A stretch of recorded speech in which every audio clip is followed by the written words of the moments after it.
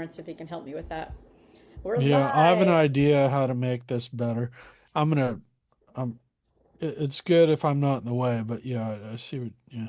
Exactly. So everybody, welcome to the Ripple Effect. We're tuning in this January 27th, 2026 for another installment of the Ripple Effect, and we have a fabulous guest on all the way from the East Coast, South Carolina, Myrtle Beach, Michelle Parker.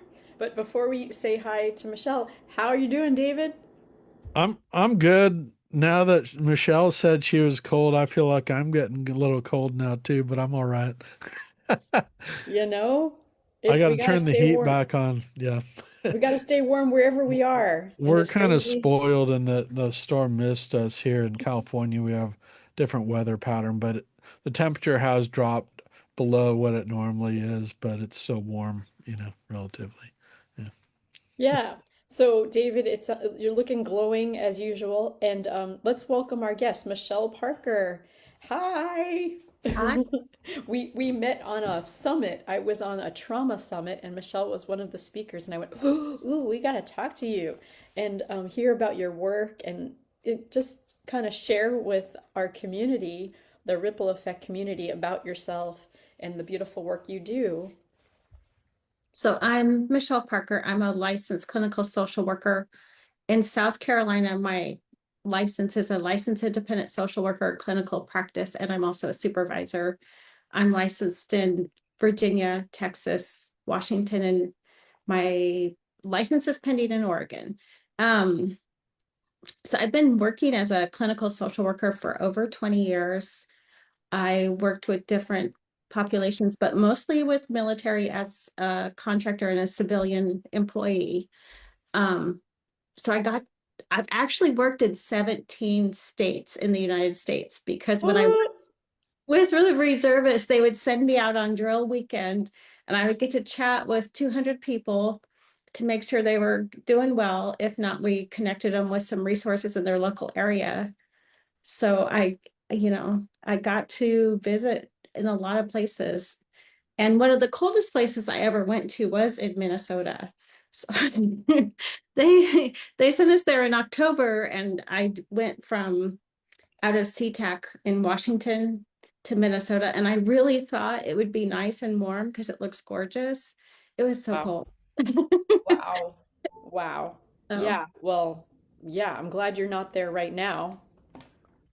And so the way you have a national licenses that you can go to these different states in person, or is it virtual, your work? so I currently work virtually.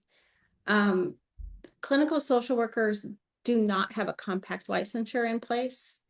That's one of the things on a national level they're trying to get to. That's why I'm licensed in so many states. It's So really smart. I'm very inspired to pick up my license for other states, especially for where my people are. So that's a great idea.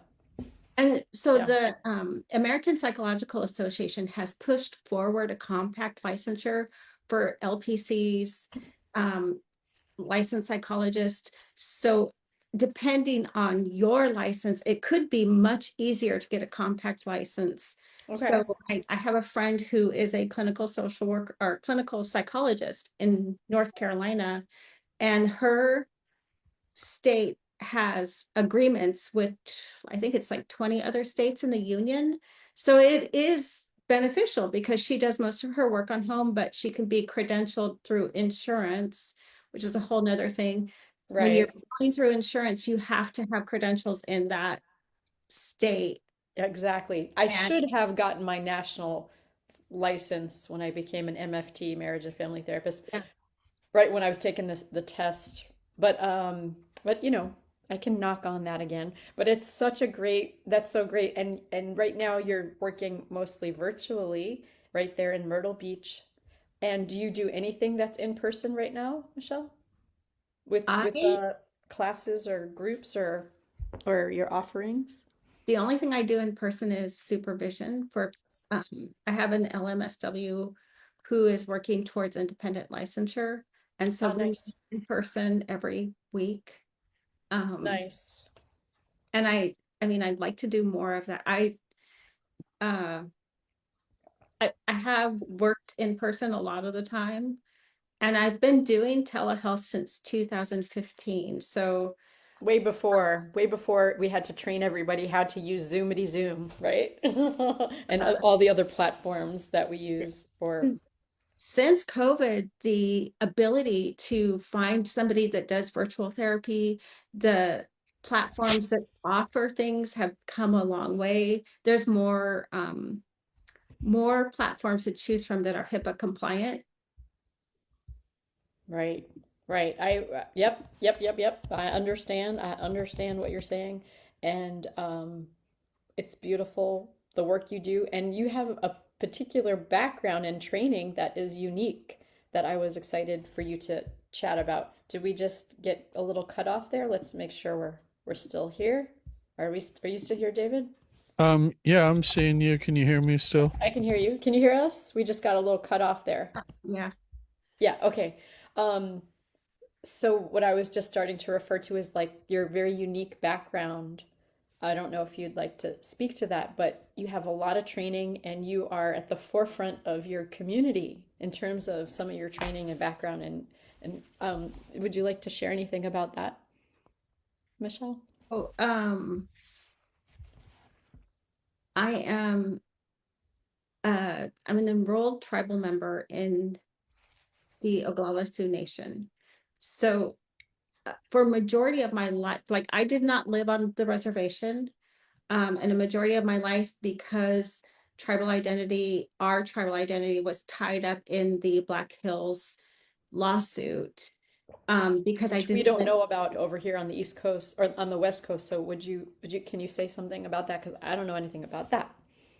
So in 1871, there was a treaty that the Sioux, including the Oglala Sioux tribes, signed that said they would live on the reservation, which include most of South Dakota and North Dakota at that time.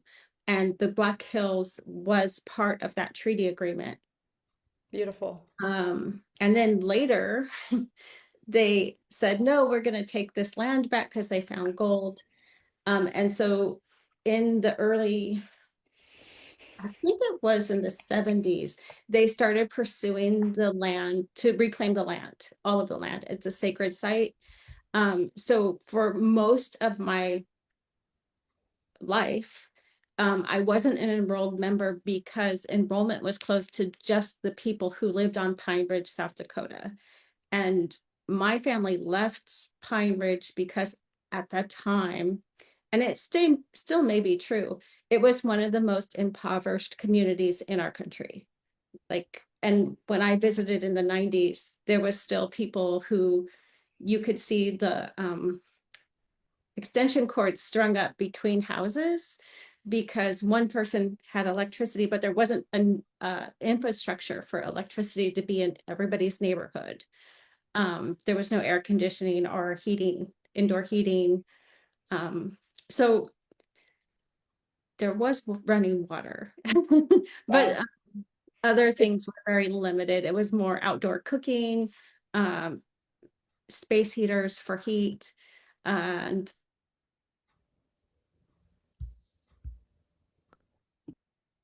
Uh-oh, she might have. Uh-oh, there's weather happening, people. So, but isn't that interesting what she's saying? Like she is telling us is historical feat of her experience as a tribal member and a therapist or social worker and all the training she has. If you are somebody who happens to be uh, have indigenous background, what a great resource, what a great human to know. I don't know that many therapists have indigenous background like Michelle, so it's very special. And maybe you're back now, Michelle. Are you there? Hello. We Yeah. think you Well, might be having weather. Well, hopefully you'll be able to tune back in. But isn't that awesome what she was just saying? yeah, yeah. It's fascinating. It made me think about a lot of the tribes here in California. They have this great Indian museum in Sacramento, and the whole.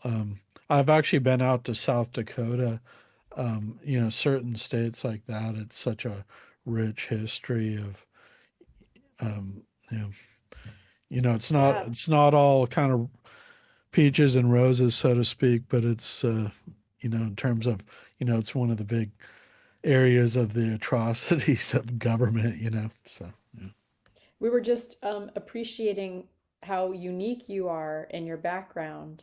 I don't know if you could hear us when you got cut out there, but yeah, what you're doing and what you've trained in and how you're serving is so awesome and unique. And, I'm so happy I get to, share about you with this community. And yeah, thank you. We're so excited about you. So, so I don't know. So after I was enrolled tribal member, that I guess it didn't really impact my identity that much. It was just like, this is a checkbox, like you, You social did it. security card, birth certificate, tribal ID card. Um, and so I went to school, I got my bachelor's degree, and then about 10 years later, I went and got my master's degree in social work. And it really wasn't until probably the last 6, 7 years that I realized, um, as a Native American and a woman, like I have been offered more opportunities, especially when I worked in these 17 different states, seeing how different people live. Um, and I really felt like at that time I needed to be more vocal about being Native American, because most of the time when I walk in a room, people are going to say, you don't look like the Indian on the nickel. I don't look like, until recently, the Washington Redskins mascot. Um, I and so I really started leaning into that and looking at how I can support natives who are struggling with mental health and substance abuse issues. Many people, Absolutely.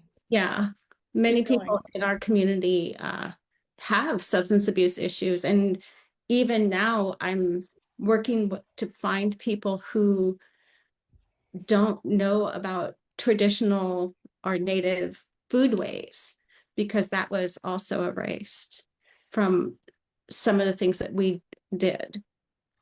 Yeah, I saw on your Facebook page your pineapples. Yes. I was just looking for you, and yeah, yeah, that's a big heart topic for me. And how wonderful that you found this calling and how it's serving so many people. It can serve so many people. Like just being you, you are paving the way for people who want to come along on this road. Maybe somebody's tuning in and like, oh, I'm from an indigenous background and I can become a therapist or I can become a social worker and I can serve community in this way. And you know, what I know from working with people with Parkinson's disease is Parkinson's people like to talk to other Parkinson's people because they have shared experiences and that connection of something that goes deeply rooted, you know.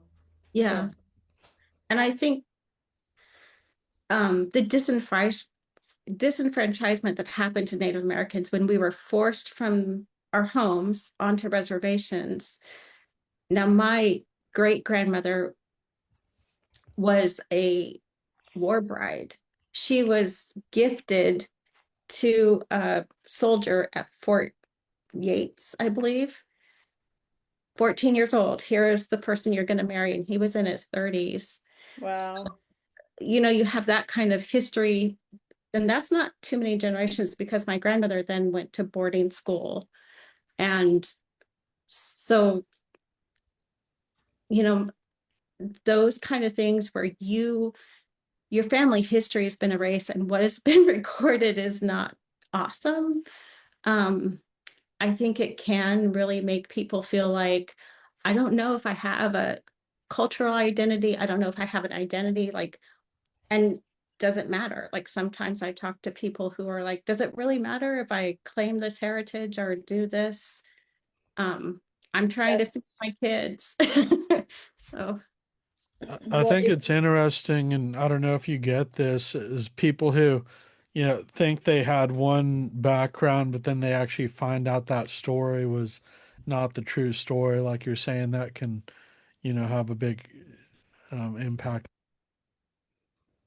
Yes. And so I have an uncle who only came into my life in the last 8 years because he was one of the people who did the like 23andMe or whatever DNA test and found that he had family. He was adopted out of Pine Ridge and he connected with my aunt. And so I've met him, I think once, but he had wow, no idea that he had all these people. And I think that that is pretty common for a lot of people. So, beautiful, beautiful. Well, I hope that you could share with us how people can get a hold of you to, have a chat, or what do you have coming up that people can tune into besides this? Like, how can people reach out to you and connect? And so what are you looking for? I have my website, which has a bunch of links on it, and it's beachcounselors.com. And I offer a weekly free meditation through Zoom when my Zoom does not drop. I'm sorry.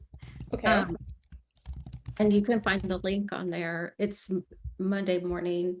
I'm also looking to connect with people who are interested in like having speakers, or some of my favorite things to talk about are really like how do you heal from trauma or mindfulness.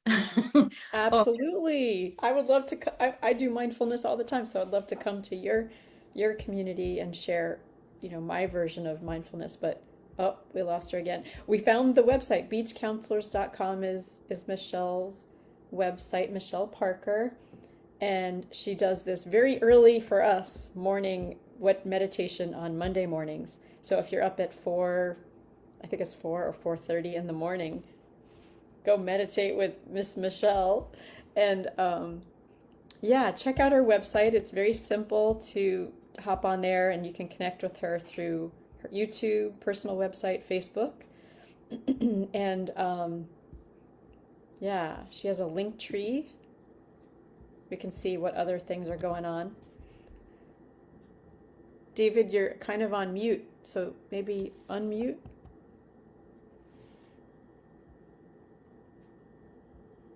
Something got a little muted or something there.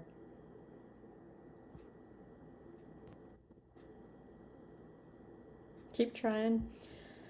Anyway, I got to be on this trauma summit that was about finding your purpose, and I got to hear Michelle's talk, and I was very Test, impressed. test. There you are. There you are. Yeah, I'm David, gonna what have were to you saying? do. I'm gonna come up with another mic setup, but I was gonna say, um, yeah, we'll put the her website in the chat, and thanks for finding a guest in such short order. I know Jane Hurley is also not coming on that week, so we have another spot opening up, but we can Okay. strategize. I have my See, next yeah, guest to yeah. pop in there if they're available, so no problem. But I hope you're all inspired by meeting Michelle Parker, and let's reach out to her and see how what you're doing and what your needs are. Maybe a fit for getting to play with Ms. Michelle Parker. And thank you, Ripple Effect. Yeah, thanks for joining us, and thanks for get finding Michelle for us, and we'll have to bring her back as and Yeah, can winter weather is happening right maybe do a now. meditation or some type of exercise as well as it could be done. Yeah, Yeah, yeah, I could just imagine the power of sitting with her, and it's probably a beautiful healing experience. So, she's just popping in. We can have her oh say good. goodbye. If I'm Yay, Michelle, Michelle's back. we're just wrapping up here. We were going to try to get you in to say goodbye. We did get your web link. I'll put that in the comments, and feel free to make a few closing remarks about maybe who you're looking to connect with again if people didn't hear that part. Yeah. oh, well, thank you. I'd love to connect with you about mindfulness projects. Um, self-care in the form of, indigenous pathways or healthy eating. And not that I do a lot of that, but I know you do. I love to share Oh, more yeah. about that. And What then time is your meditation on Mondays? Is it 4:30 in the morning? 4:30 Pacific time, 7:30 Eastern time, because I'm I That's know. when the Kundalini yoga practitioners do their thing. So why not? I'll try it.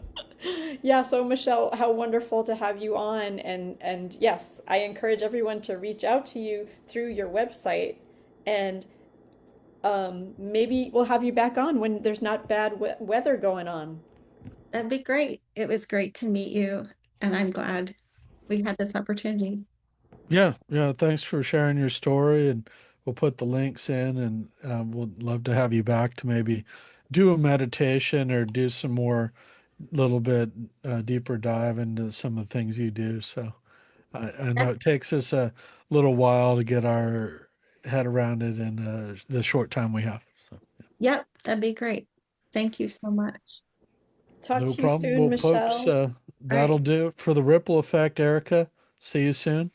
Rippling out. Rippling out.